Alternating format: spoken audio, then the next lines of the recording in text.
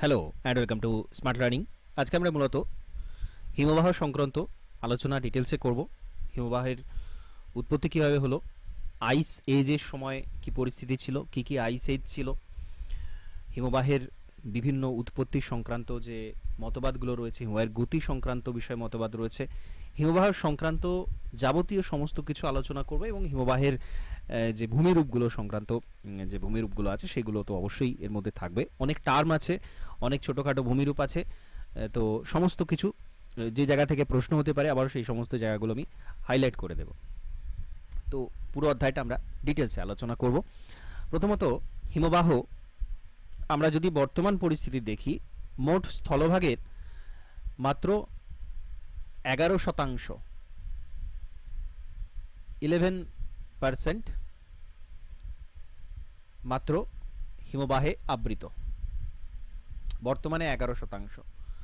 কিন্তু একটা সময় ছিল যখন পৃথিবীর মোট স্থলভাগের 1/3 স্থান বা 30%-এর বেশি এলাকা হিমবাহে ঢাকা ছিল। আমরা 20-30 লক্ষ বছরের বেশি সময় যদি দেখি তাহলে দেখব এশিয়া, ইউরোপ, উত্তর আমেরিকা, এখানে আমরা একটা পৃথিবীর মানচিত্র দেখতে পাচ্ছি যেখানে এই আইস শিট যেগুলো রয়েছে সেই সেই জায়গাগুলোতে কিন্তু হোয়াইট কালার রয়েছে আমরা দেখতে পাচ্ছি। এটা কিন্তু একটা হিমযুগের সময়কার চিত্র আমরা দেখতে পাবো। উত্তর গোলার্ধের বেশিরভাগ জায়গায় কিন্তু হিমবাহে আবৃত রয়েছে। তো এরকম একটা পরিস্থিতি ছিল। তো বর্তমানে যদি দেখি আমরা আন্টার্কটিকা, গ্রিনল্যান্ডের ছাড়া, সুমেরু অঞ্চল, কুমেরু অঞ্চলের কিছু অংশ ছাড়া বাকি জায়গাতে কিন্তু হিমবাহ সেই অর্থে নেই, বা হিমালয়ে, আলপস, রকি, এগুলো উঁচু পর্বত ছাড়া হিমবাহ সেই অর্থে নেই, অনেকটাই কম। হ্যাঁ, কিছু বলার আছে?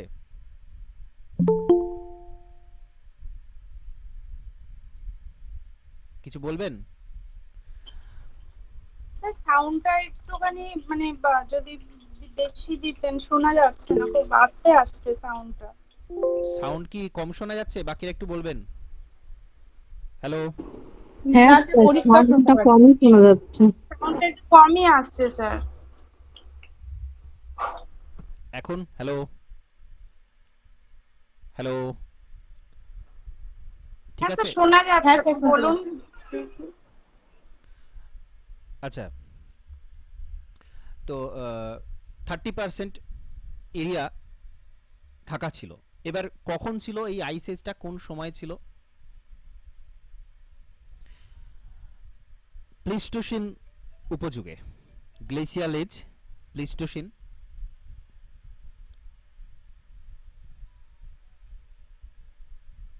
প্লিস্টোসিন উপযুগে হিমযুগ ছিল। তো আজ থেকে প্রায় 11,000 বছর আগে এটা শেষ হচ্ছে। তার আগের পর্যায়ে একটা দীর্ঘ সময় ধরে হিমযুগটা কিন্তু চলেছিল। তো যাই হোক, দুজন ভূবিজ্ঞানী পেঙ্ক এবং ব্রুকনার, পেঙ্ক এবং ব্রুকনার, এরা 4টে হিমযুগ ভাগ করেছেন, বা 4টে হিমযুগ এসেছিল এদের মতে, এরা কিন্তু করেছিলেন এটা। আমরা নামগুলো জানি, এরা কিন্তু ডিভিশনটা করেছিলেন, এটা মনে রাখবেন, ডাইরেক্ট কোয়েশ্চেন হতে পারে এখানে। কি ছিল? গুনজ, মিন্ডেল, রিস এবং ওম, এই 4টে হিমযুগ কিন্তু ছিল, এটা পেঙ্ক এবং ব্রুকনার বলেছেন। এবার হিমযুগ আসার কারণগুলো আমরা যদি বলি সংক্ষিপ্তভাবে, পৃথিবী সূর্যের মাঝের কিছুটা দূরত্ব বৃদ্ধি, পৃথিবীর কক্ষতলের সাথে কক্ষতলের কিছু পরিবর্তন, কৌণিক পরিবর্তন, মেরু রেখার পরিবর্তন, সৌর বিকিরণের পরিমাণটা কমে যাওয়া,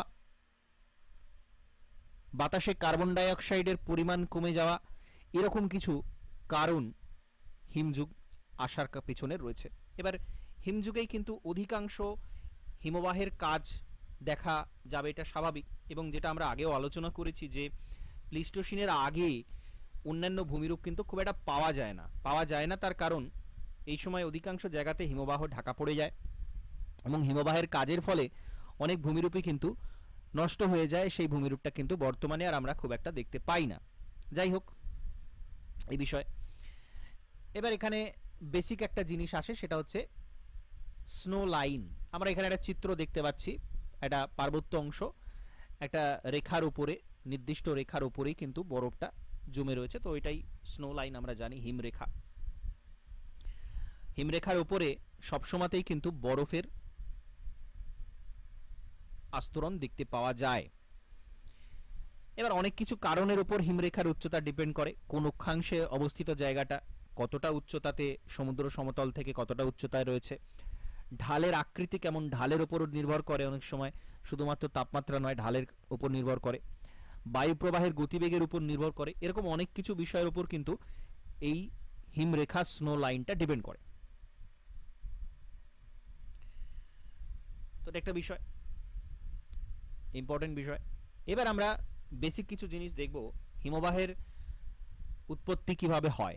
এটা একটা খুব গুরুত্বপূর্ণ বিষয়। অরিজিন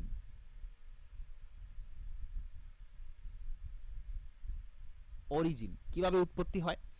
এখানে একটা খুব গুরুত্বপূর্ণ প্রসেস কাজ করে, যেটাকে বলা হয় সাবলিমেশন বা ঊর্ধ্বপাতন। সাবলিমেশন কি?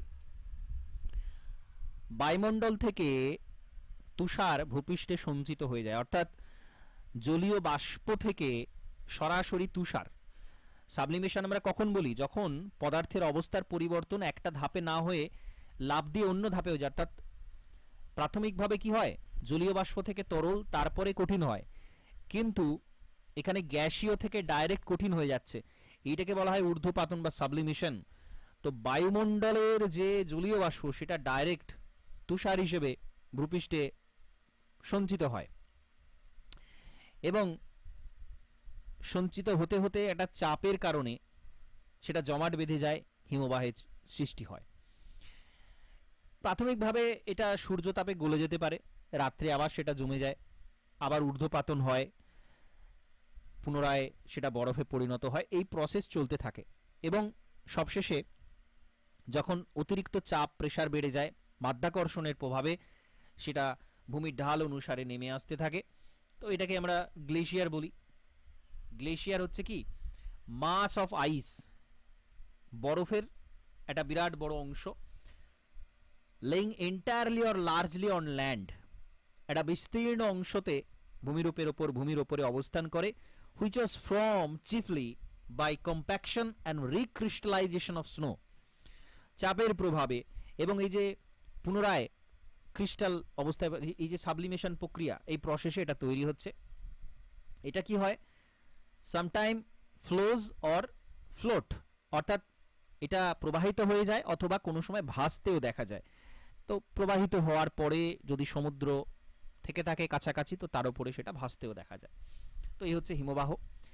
এবার এখানে কিছু টার্ম আসবে যেগুলো খুব গুরুত্বপূর্ণ। যখন কোনো এলাকাতে প্রাথমিকভাবে তুষার পড়ছে, খুব আলগাভাবে রয়েছে, তাকে বলা হয় নেভে।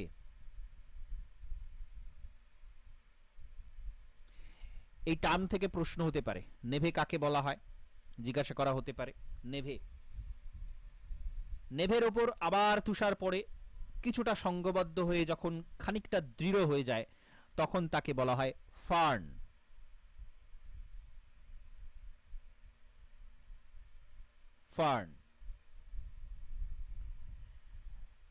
ফার্নটা যখন আরো সংঘবদ্ধ হয়ে যায়, আরো ঘন হয়ে যায়, তখন তাকে বলা হচ্ছে আইস। তাহলে এইগুলো হচ্ছে, এটা হচ্ছে হায়ারার্কি। নেভে থেকে ফার্ন, ফার্ন থেকে আইস, বরফে পরিণত হওয়া। তো এটা কিন্তু খুব গুরুত্বপূর্ণ একটা প্রসেস। এই তিনটে ধাপে ফাইনালি হিমবাহটা তৈরি হচ্ছে, ধীরে ধীরে সেটা আরো বৃদ্ধিপ্রাপ্ত হচ্ছে, বরফ থেকেই আস্তে আস্তে হিমবাহটা তৈরি হচ্ছে। তো এখানে যে প্রসেসগুলো জড়িত সেগুলো কি, সাবলিমেশন ঊর্ধ্বপাতন, আর কি রিক্রিস্টালাইজেশন।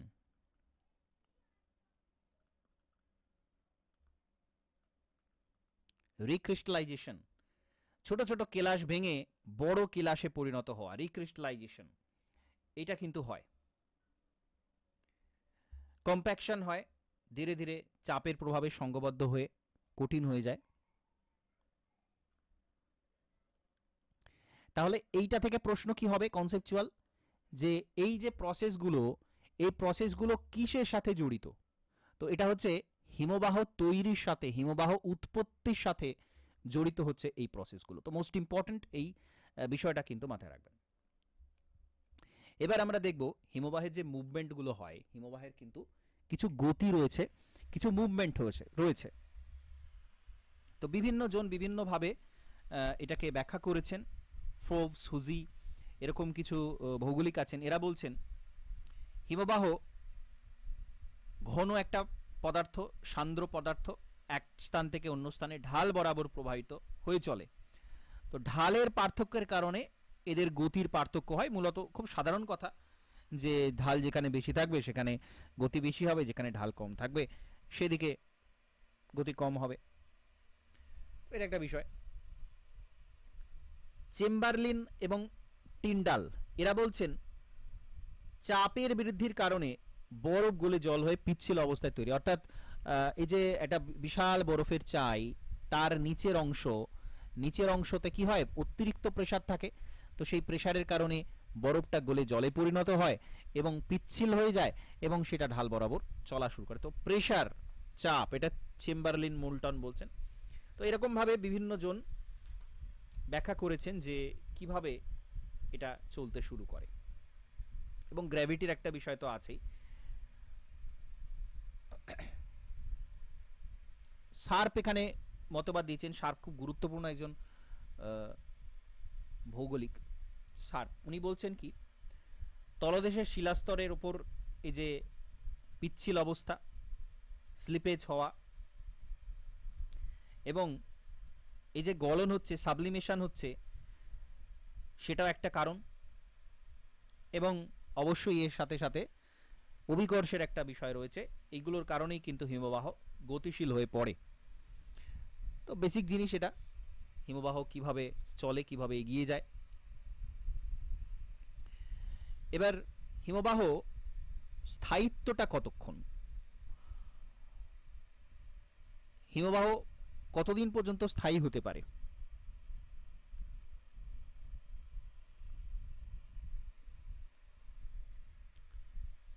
এখানে একটা টার্ম আসবে, গ্লেশিয়ার মাস বাজেট।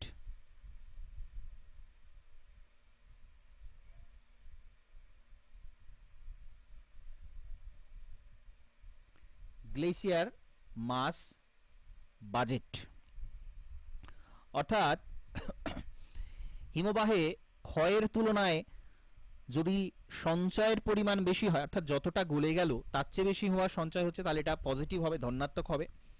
আর যদি সঞ্চয়ের তুলনায় ক্ষয়ের পরিমাণ বেশি হয় তাহলে এটা নেগেটিভ হবে। তা আর যদি সমান হয় তাকে ইকুইলিব্রিয়াম বাজেট বলে, ভারসাম্য রক্ষক। যদি ধনাত্মক হয়, গ্লেশিয়ার মাস বাজেট যদি ধনাত্মক হয় তাহলে হিমবাহ বেশিক্ষণ স্থায়ী হবে। গ্লেশিয়ার মাস বাজেট যদি ঋণাত্মক হয় তাহলে বেশিক্ষণ স্থায়ী হবে না, বেশি দিন স্থায়ী হবে না। তো এটাও বেসিক জিনিস, শুধু এই টার্মটা জেনে রাখা যে গ্লেশিয়ার মাস বাজেট বিষয়টা কি।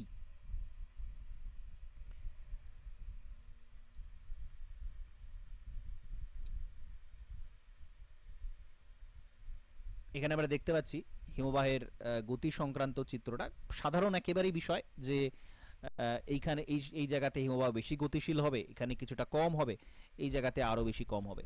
এটা জাস্ট এখানে চিত্রের মাধ্যমে দেখানো রয়েছে। তো যাই হোক, এটা একটা বিষয়। এবার ভেলোসিটি,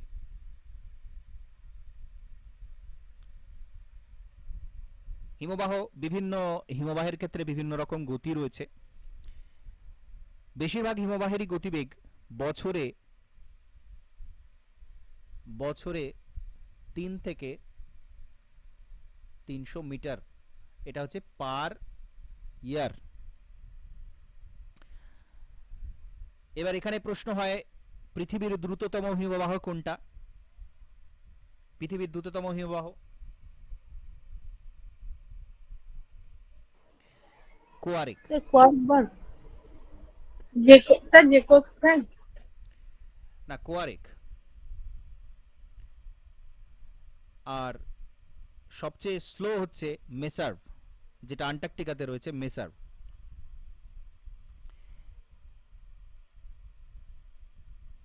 হিমবাহের সম্মুখ ভাগটা দেখতে অনেকটা জিভের মতো হয়, হিমবাহের সম্মুখ ভাগটা দেখতে অনেকটা জিভের মতো হয়, এটাকে স্নাউট বলা হয়।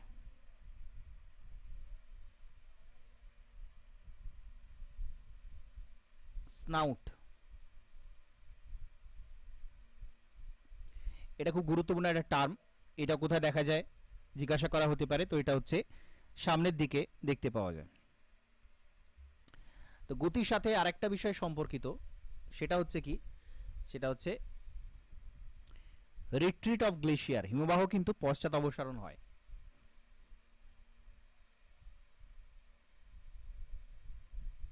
রিট্রিটমেন্ট অফ গ্লেশিয়ার উষ্ণতার উপর কিছুটা ডিপেন্ড করে। এটা উষ্ণতা যদি বাড়ে তাহলে হিমবাহের গতিবেগ বাড়ে, উষ্ণতা কমলে হিমবাহের গতিবেগ কমে। আর শীতকালের থেকে গ্রীষ্মকালে হিমবাহ এই জন্য দ্রুতগামী হয়। হিমবাহ যখন হিমরেখা অতিক্রম করে যায় তখন সেটা গলতে শুরু করে, ফলে হিমবাহটা আয়তনে কমতে থাকে। এটাকেই রিট্রিট অফ গ্লেশিয়ার বলা হয়। যখন হিমরেখা অতিক্রম করছে, স্বাভাবিক সেটা গলে যাবে, তো সেটাই হচ্ছে হিমবাহের পশ্চাৎ অপসারণ বলা হয়। এবং এই সংক্রান্ত একটা বিষয়, বর্তমানে আমরা কিন্তু প্রচুর এরকম হিমবাহের পশ্চাৎ অপসারণ দেখতে পাচ্ছি, অনেক আগেই। কেন? বিশ্ব উষ্ণায়নের জন্য। প্রচুর উদাহরণ রয়েছে। কিছুদিন আগেই একটা রিপোর্ট এসেছিল যে হিমবাহ কিন্তু অনেক বেশি পশ্চাৎ অপসারণ হয়েছে, পিছনে সরে গেছে। কাঞ্চনজঙ্ঘার কাছে বিভিন্ন গ্লেশিয়ারের ওপর একটা রিপোর্ট ছিল, আমি জানি না আপনারা দেখেছেন কিনা, নিউজ পেপারে আমি ডিসকাশন করেছিলাম যে এটা কিন্তু হয়েছে এবং হচ্ছে বর্তমানে। এটা খুব কনসার্নিং একটা বিষয়। তো রিট্রিট অফ গ্লেশিয়ারটা একটা গুরুত্বপূর্ণ টপিক।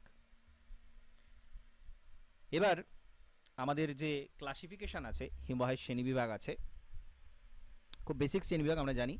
কন্টিনেন্টাল হয়, মাউন্টেন বা ভ্যালি গ্লেশিয়ার, এবং পিডমন্ট বা এক্সটেন্ডেড ফুট গ্লেশিয়ার, এই কয়েকটা ক্লাসিফিকেশন আছে।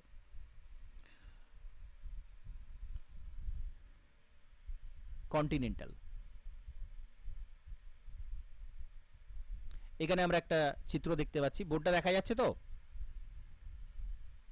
বা আমি যেগুলো লিখছি, হ্যাঁ, এখানে যে চিত্রটা আছে এটা কিন্তু একটা কন্টিনেন্টাল গ্লেশিয়ার বা মহাদেশীয় হিমবাহ। বিস্তীর্ণ অঞ্চল জুড়ে সুবিশাল বরফের স্তূপ অবস্থান করছে, এটা একটা মহাদেশীয় হিমবাহ।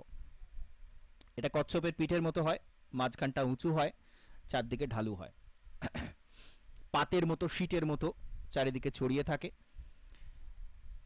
বর্তমানে এটা শুধুমাত্র আন্টার্কটিকাতেই আমরা দেখতে পাবো, এবং গ্রিনল্যান্ড, আইসল্যান্ডে কিছুটা আছে, মূলত আন্টার্কটিকাতে রয়েছে। 85% আন্টার্কটিকাতে পাবো, 85% আন্টার্কটিকাতে পাবো, বাকি 11% গ্রিনল্যান্ডে, আইসল্যান্ডে পাওয়া যাবে।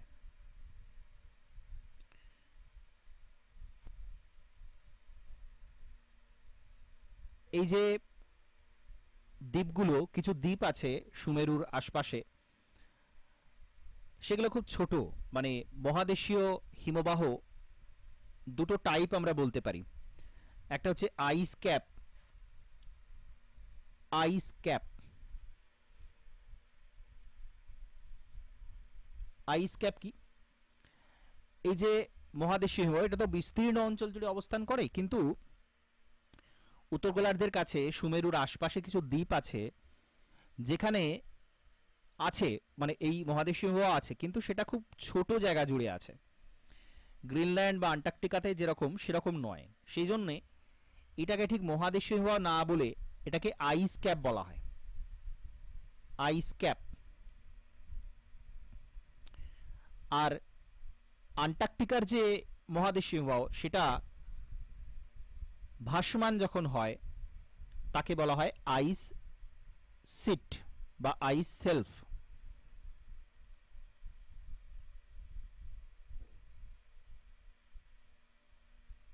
আইস সেলফ।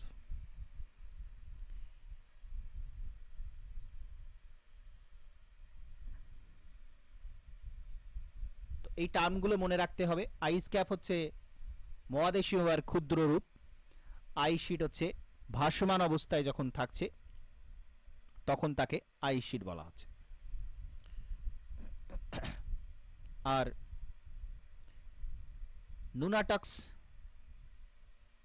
বরফ শিখর মুক্ত যে শৃঙ্গ, বরফ মুক্ত যে শিখর শৃঙ্গ তাকে নুনাটক্স বলা হয়। নুনাটক্স। এবং আন্টার্কটিকাতে এরকম গুরুত্বপূর্ণ একটা নুনাটক্স হচ্ছে মাউন্ট তাকাহি। মাউন্ট তাকাহি এটা একটা গুরুত্বপূর্ণ এক্সাম্পল থেকে কিন্তু প্রশ্ন হবে বা হতে পারে, আমরা আগেও বলেছি, এটা নিয়ে আলোচনা করেছি। আচ্ছা, আইসবার্গ। আইসবার্গ খুব গুরুত্বপূর্ণ।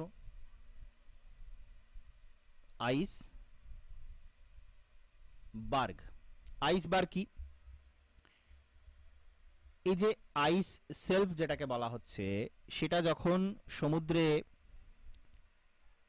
চিড় খেয়ে ভেঙে পড়ে, বরফে একটা বিচ্ছিন্ন অংশ সেটা ভাসতে ভাসতে এগিয়ে যায়, এরকম একটা বরফের স্তূপকে বলা হচ্ছে হিমশৈল বা আইসবার্গ। বিভিন্ন আকৃতির এটা হতে পারে, প্রচুর পরিমাণের মধ্যে নুড়ি বালি কাঁকর এই সমস্ত থাকে, ওজন বেশি হয়, সমুদ্র জলের উপরে মাত্র 1 ভাগ থাকে, বাকি 8 থেকে 9 ভাগ থাকে নিচে, সঠিকভাবে বোঝা যায় না, ইত্যাদি ইত্যাদি। এটা আমরা জানি বেসিক্যালি এটা হচ্ছে আইসবার্গ। তো আইসবার্গের উৎপত্তি কিন্তু আইস সেলফ থেকে হয়, এটা মনে রাখবেন। এখানে কিছু বেসিক ডিফারেন্স আছে। আইস সেলফ কিন্তু এটাও ভাসমান, কিন্তু এটা বিশাল বড়, মানে হিমবাহটা এসে সবে সমুদ্রে যখন পড়ছে তখন সেটা আইস সেলফ। আইস সেলফ থেকে কিছু অংশ ভেঙে গিয়ে আইসবার্গ তৈরি হয় এবং সেটা খুব ডেঞ্জারাস হয়ে যায়। আমরা জানি জাহাজের ক্ষেত্রে সেটা খুব ডেঞ্জারাস হয়ে যায়। এবং মগ্ন চড়াগুলোও কিন্তু এইখান থেকেই উৎপত্তি হয়, কারণ হিমবাহ বাহিত যেসব স্থলদেশীয় পদার্থ সেগুলো তার মধ্যে থাকে এবং মগ্ন চড়া বা স্যান্ড ব্যাংক তৈরি হয় যেখানে মৎস্য আহরণ ক্ষেত্র তৈরি হয়। এই হচ্ছে বেসিক বিষয়।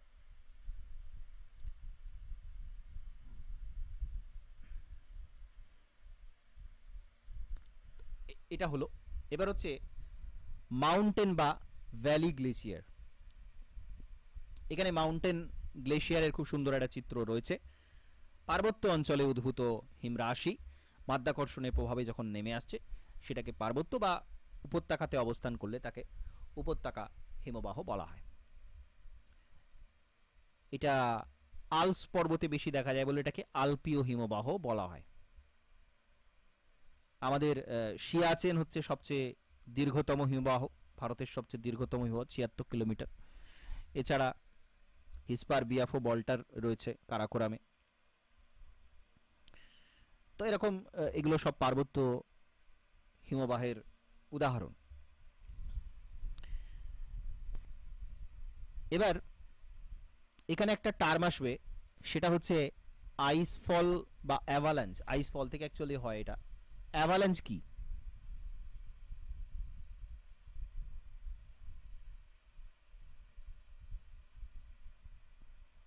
বা আমরা বাংলাতে যেটা বলি হিমানি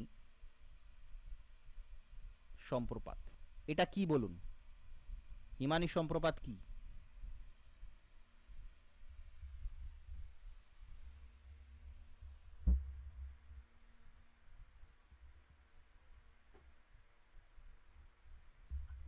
স্যার, বড় বড় বরফের চাই যখন অভিকর্ষের টানে নিচে পতিত হয় পর্বতের গা বেয়ে, তখন সেটাকে হিমানি সম্প্রপাত বলে। অভিকর্ষের টানে তো হিমবাহ আসে, হিমানি সম্প্রপাতের সাথে তফাৎটা কোথায়?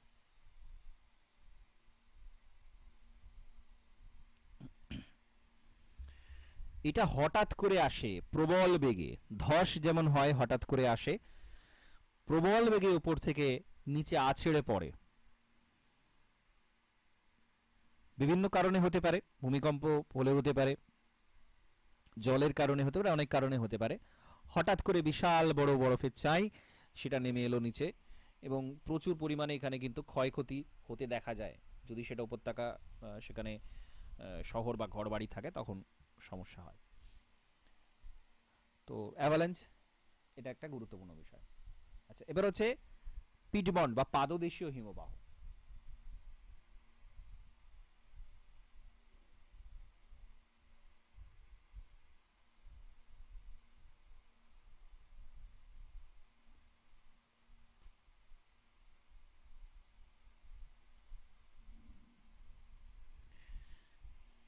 পর্বত থেকে নেমে পর্বতের পাদদেশে যখন অবস্থান করে, এখানে আমরা দেখতে পাচ্ছি একদম পর্বত থেকে নেমে অনেক দূরে চলে এসেছে পাদদেশীয় হিমবাহ। তো অনেকগুলো পার্বত্য হিমবাহ তারা নিচে এসে পাদদেশীয় হিমবাহ তৈরি করে। নদীর দ্বীপের মতো এটা দেখতে হয়, আমরা ছবি দেখলেই বুঝতে পারবো। আলাস্কার মাসাল পিনা,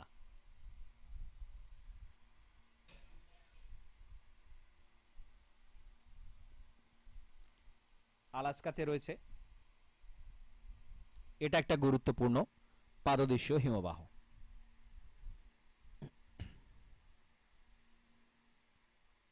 এর যে অগ্রভাগ, এর সামনের দিকের অংশ, এটাকে বলা হয় লোব, এটাকে বলা হয় লোব। তো এগুলো হচ্ছে সব বেসিক বিষয়। এবার আমরা হিমবাহের কার্যের ফলে যে ভূমিরূপগুলো তৈরি হয় সেগুলোতে আস্তে আস্তে যাব। প্রথমে আমরা দেখব কন্টিনেন্টাল গ্লেশিয়ার। আমরা সাধারণত যেটা পড়ি পার্বত্য হিমবাহের ক্ষয়কাজ বা সঞ্চয় কাজ, কিন্তু কন্টিনেন্টাল গ্লেশিয়ারেরও তো স্বাভাবিকভাবে সেখানেও কিছু ভূমিরূপ তৈরি হওয়ার কথা। সেগুলো কি সেটা আমাদের জানতে হবে।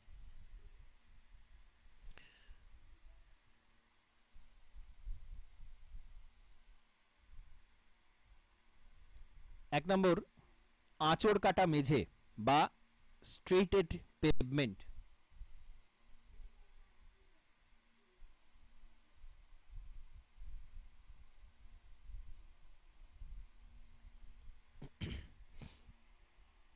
মহাদেশীয় হিমবাহ তার তলদেশে বিভিন্ন পাথর আটকে থাকে। যখন সেটা অগ্রসর হয়, সেটা ঘর্ষণ করতে করতে এগিয়ে যায়, তখন নিচে যে আঁচড় কাটা দাগ হয় তাকে বলা হয় স্ট্রেটেড পেভমেন্ট, আঁচড় কাটা দাগ বা আঁচড় কাটা মেঝে।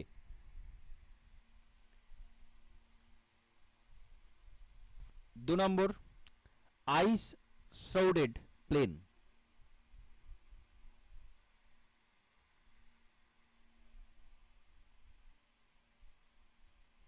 আইস রোডেড প্লেন বা হিমকর্তিত সমভূমি। দীর্ঘ সময় ধরে মহাদেশীয় হিমবাহের ঘর্ষণ, তার ফলে উচ্চ মালভূমি অঞ্চল মসৃণ সমতল অঞ্চলে পরিণত হয়। একে বলা হয় আইস রোড প্লেন, হিমকর্তিত সমভূমি। লক্ষ লক্ষ বছর ধরে এটা হয়। হিমবাহ, মহাদেশীয় হিমবাহ সমভূমি তৈরি করে দেয়। তো এরকম একটা উদাহরণ আমরা বলতে পারি কানাডিয়ান সিল্ড অঞ্চল বা বাল্টিক সাগরের তীরে এরকম ধরনের আইস রোড প্লেন দেখতে পাওয়া যায়।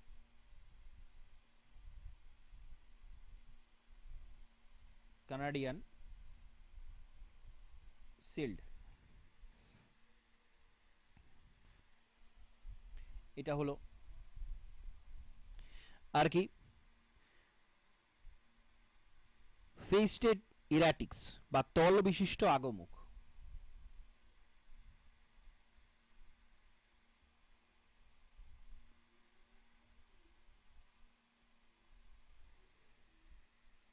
মহাদেশীয় হিমবাহের তলদেশে ঘর্ষণের জন্য বিশাল বড় বড় প্রস্তরখণ্ডতে ধাপের সৃষ্টি হয়, মসৃণ ধাপ সৃষ্টি হয়।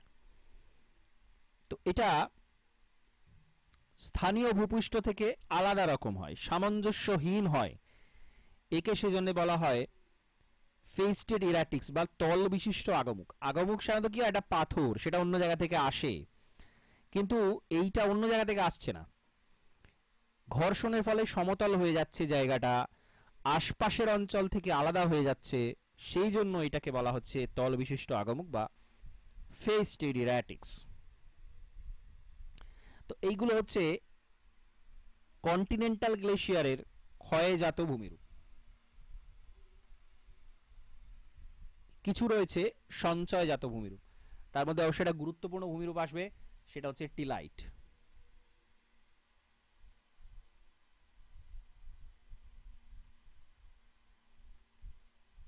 টিলাইট মহাদেশীয় হিমবাহ তার বয়ে আনা নুড়ি বালি কাদা সঞ্চিত হয়ে অস্তরীভূত হয়ে যে ভূমিরূপ তৈরি হয়, হেটেরোজেনাস ভূমিরূপ, বিষমধর্মী, আলাদা, নানান ধরনের নুড়ি ছোট বড় কাঁকর বিভিন্ন ধরনের, একই রকমের নয়, নানান ধরনের নুড়ি বালি কাদা সঞ্চিত হয়ে যে ভূমিরূপ তৈরি তাকে বলা হয় টিলাইট।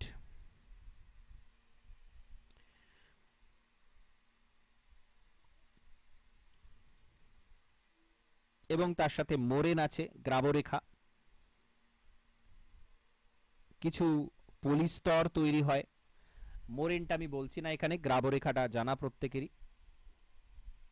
মোরেনও তৈরি হয় কন্টিনেন্টাল গ্লেশিয়ারে। এবং কেটেল টপোগ্রাফি, কেটেল সম্পর্কে আমরা জানি, আমরা আবারও আলোচনা করব পার্বত্য হিমবাহের ভূমিরূপগুলো আলোচনা করার সময় ডিটেলসে আলোচনা করব। কিছু সেডিমেন্ট দেখতে পাওয়া যায় ভার্বের মতো, verb like sediment, verb like sediment দেখতে পাওয়া যায়। এটা কি? নতুন নতুন স্তরে পলি সঞ্চিত হয়ে যেরকম পাললিক শিলা তৈরি হয়, ঠিক সেরকম প্রাচীনকালে মহাদেশীয় হিমবাহের সঞ্চয় কার্যের ফলে জোড়ায় জোড়ায় বিভিন্ন ধরনের পলিগঠিত ভূমিরূপ তৈরি হয়। প্রত্যেকটা জোড়াকে একটা করে ভার্ব বলা হয়, ভার্ব, ভি ভার্ব। পরপর পরপর এটা জমে একটা পাললিক শিলা স্তর তৈরি হয়ে যায়, যেটাকে বলা হয় verb like sediment, V verb, verb like sediment.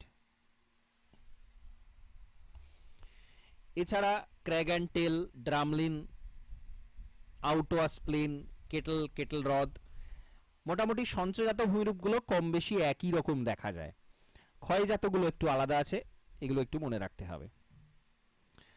এরপর আমরা চলে আসবো পার্বত্য হিমবাহ। পার্বত্য হিমবাহ ভূমিরূপগুলো কম বেশি প্রত্যেকের জানা, কি কি প্রক্রিয়ায় ক্ষয় কাজ হয় আমরা ক্ষয়জাত ভূমিরূপগুলো আগে দেখব। পার্বত্য হিমবাহের ইরোশনাল ল্যান্ডফর্ম।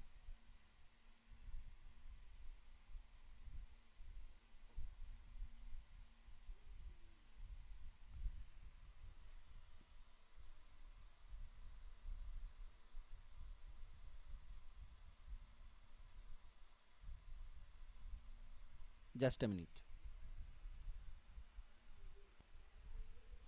আচ্ছা, তাহলে আমরা কন্টিনেন্টাল গ্লেশিয়ারটা করলাম, এবার মাউন্টেন গ্লেশিয়ারে যে ইরোশনাল ল্যান্ডফর্মগুলো আছে সেটা দেখব। তার আগে কি কি প্রসেস রয়েছে খুব গুরুত্বপূর্ণ, উৎপাটন প্রক্রিয়া বা প্লাকিং।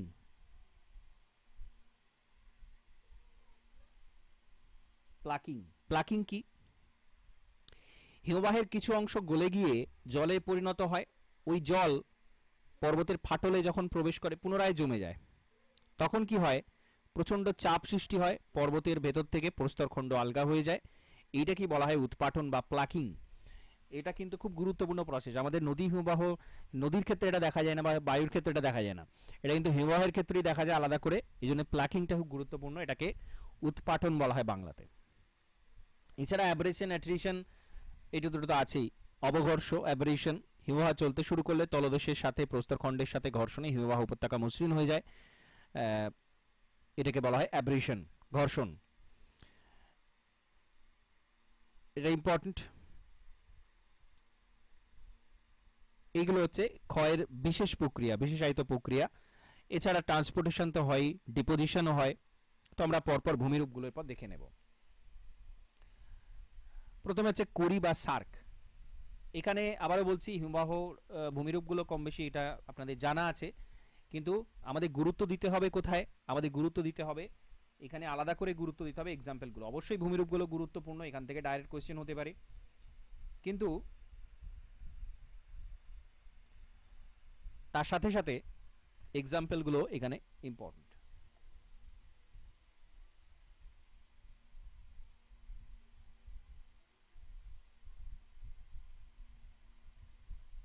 করি বা সার্ক, ডেক চেয়ারের হাতলের মতো, অ্যাম্ফিথিয়েটার লাইক বেসিন বলা হয়, এটাকে বলা হয় অ্যাম্ফিথিয়েটার লাইক বেসিন।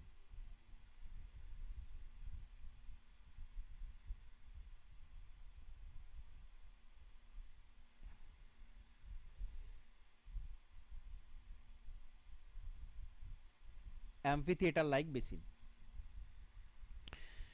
ডেক চেয়ারের হাতলের মতো দেখতে হয়, বা স্পুন লাইক ডিপ্রেশন, চামচের খাতের মতো দেখতে হয়, এটাকে বলা হয় করি। ইংরেজিতে, ফরাসিতে বলা হয় সার্ক। যতদিন হিমবাহ ঢাকা থাকে এই উপত্যকাটা কিন্তু দেখা যায় না। এই যে স্ট্রাকচারটা এটা কিন্তু হিমবাহ ঢাকা থাকলে স্বাভাবিক দেখতে পাওয়া যায় না, হিমবাহ গলে গেলে তখনই দেখতে পাওয়া যায়। তিনটে অংশ থাকে, হেড ওয়াল, ওপরের দিকে এই অংশটাকে হেড ওয়াল বলা হচ্ছে।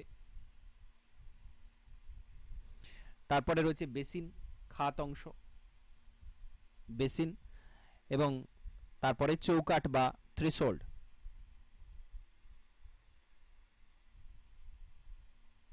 থ্রেশহোল্ড চৌকাঠের মতো অংশ, এই তিনটা অংশ এখানে থাকছে। এখানে এক্সাম্পল হচ্ছে ওয়ালকট, আন্টার্কটিকাতে ওয়ালকট,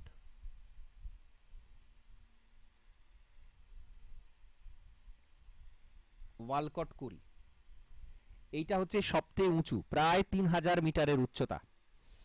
আর করির মধ্যে এইখানে জল জমে যে হ্রদ তৈরি হয়, এই যে বেসিন অংশটা রয়েছে, এটাকে বলা হয় টার্ন লেক।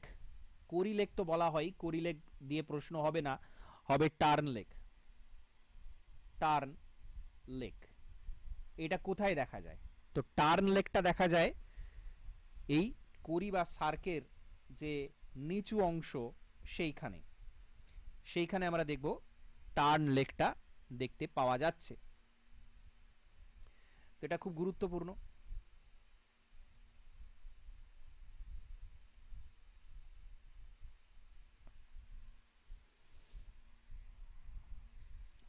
আচ্ছা, এরপর আরেত বা হিমশিরা। দুটো করির মাঝে যে বিভাজিকা অঞ্চল থাকে, এখানে আমরা দেখতে পাচ্ছি এদিকে একটা করি আছে, এদিকে একটা করি আছে, বা আমরা এটাকে যদি এইভাবে দেখি, এর মাঝে যে অংশ, এই যে অংশটা, এদিকে একটা করি, এদিকে একটা করি নেমে যাচ্ছে, এর মাঝে যে উঁচু অংশ এইখানটা, এইটাকে বলা হচ্ছে আরেত বা হিমশিরা।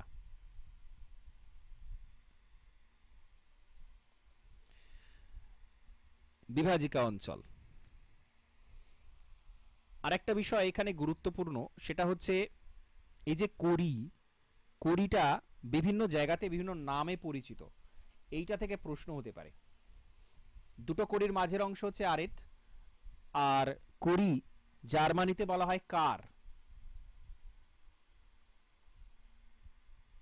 জার্মানি।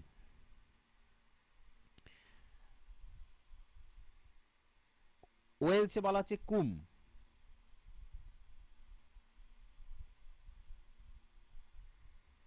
স্ক্যান্ডিনেভিয়াতে বলা হচ্ছে বটন,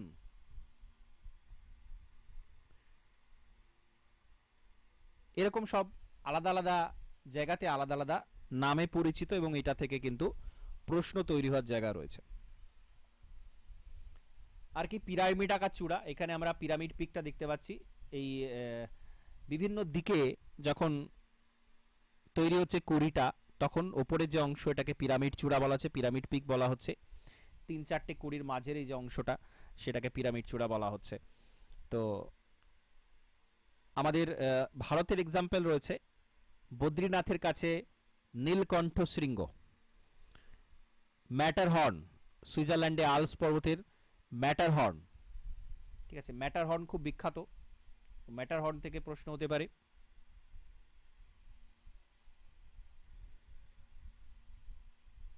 আর আমাদের ভারতে হচ্ছে নীলকণ্ঠ, বদ্রীনাথের কাছে এটা রয়েছে। এবার হচ্ছে হিমদ্রোণী বা গ্লেশিয়াল থ্রু। হিমবাহ যে ইউ আকৃতির উপত্যকা তৈরি করে সেটাকেই বেসিক্যালি বলা হচ্ছে গ্লেশিয়াল থ্রু, ইউ আকৃতির উপত্যকা। এবং এটা বিভিন্ন টাইপের হয়, আলপাইন, আইসল্যান্ডীয়, বিমিশ্র, উদ্ভিদী, বিভিন্ন টাইপের এটা হয়। আর এর মধ্যেই হিমধাপ দেখতে পাওয়া যায়, হিম সোপান দেখতে পাওয়া যায়। হিমধাপ বা হিম সোপান দেখতে পাওয়া যায়। হিম সোপানের তিনটা অংশ রয়েছে, রাইজার, এটা হচ্ছে রাইজার।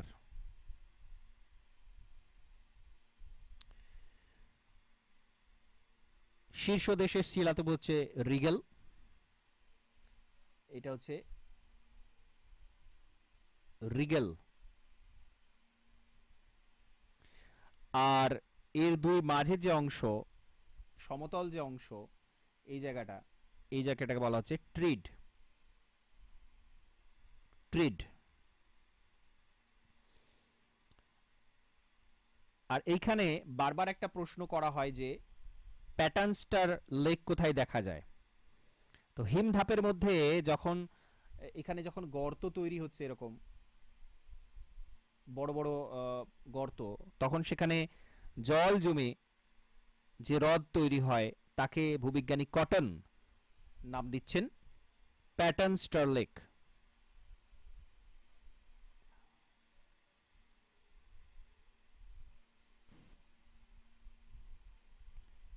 প্যাটার্নস্টার লেক এটা খুব গুরুত্বপূর্ণ একটা ভূমিরূপ। বারবার প্রশ্ন হয়, দেখেছেন আপনারা, এটা মাদ্রাসাতেও জিজ্ঞাসা করা হয়েছিল, আরও অনেক পরীক্ষাতে দেখবেন এরকম জিজ্ঞাসা করা হয়েছে। প্যাটার্নস্টার লেক খুব গুরুত্বপূর্ণ। টার্ন লেক, এর আগে আমরা যতগুলো আমি ভূমিরূপের কথা বলেছি, যতগুলো টার্ম বলেছি, সব জায়গাতেই কিন্তু প্রশ্ন হয়। মোস্ট ইম্পর্টেন্ট এই জিনিসটা। আচ্ছা, ঝুলন্ত উপত্যকা, এখানে আমরা দেখতে পাচ্ছি বেসিক্যালি ঝুলন্ত হ্যাঙ্গিং ভ্যালি এখানেই খুব সুন্দর করে দেওয়া রয়েছে। এখানে একটা ভূমিরূপ আছে, গৌণ হিমবাহ আসছে, এসে পড়ছে মূল হিমবাহ উপত্যকাতে। এখানে একটা হিমবাহ আছে, এখানে একটা আসছে, এগুলো সব আসছে। তো এই যে মনে হবে এটা ঝুলে রয়েছে, এটাকেই বলা হচ্ছে হ্যাঙ্গিং ভ্যালি, ঝুলন্ত উপত্যকা, ঝুলন্ত উপত্যকা। এখানে আমরা আরেকটা ছবি দেখতে পাচ্ছি ঝুলন্ত উপত্যকার, দু তিনটে হিমবাহ, গৌণ হিমবাহ এসছে, মুখ্য হিমবাহের কাছে মিলেছে, ঝুলন্ত উপত্যকা দেখা যাচ্ছে। আচ্ছা, এবার পড়ব ট্রাঙ্কেটেড স্পার।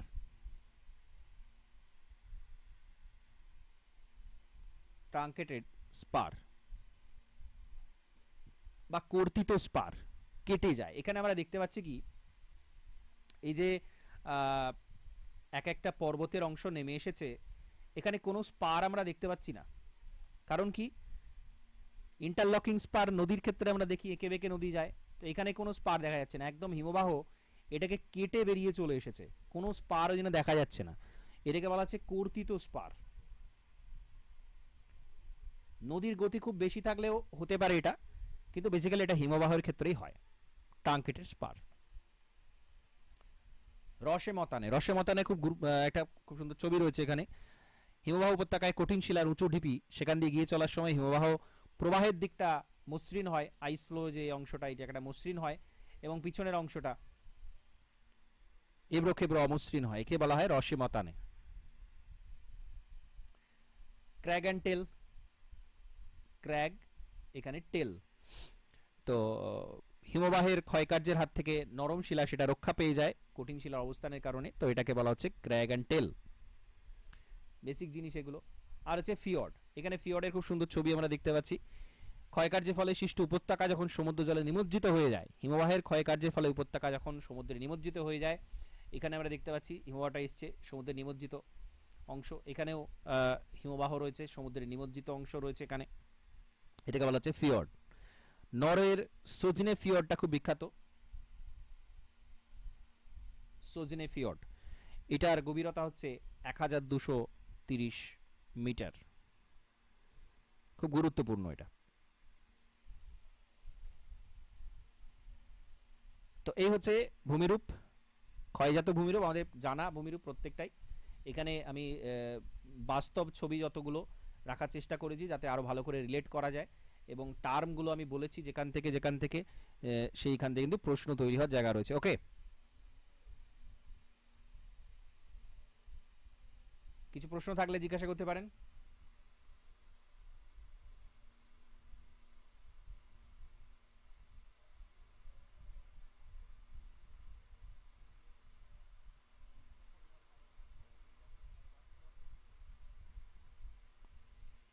বেশ, ঠিক আছে, তাহলে আজকে ক্লাস এখানে কমপ্লিট করছি।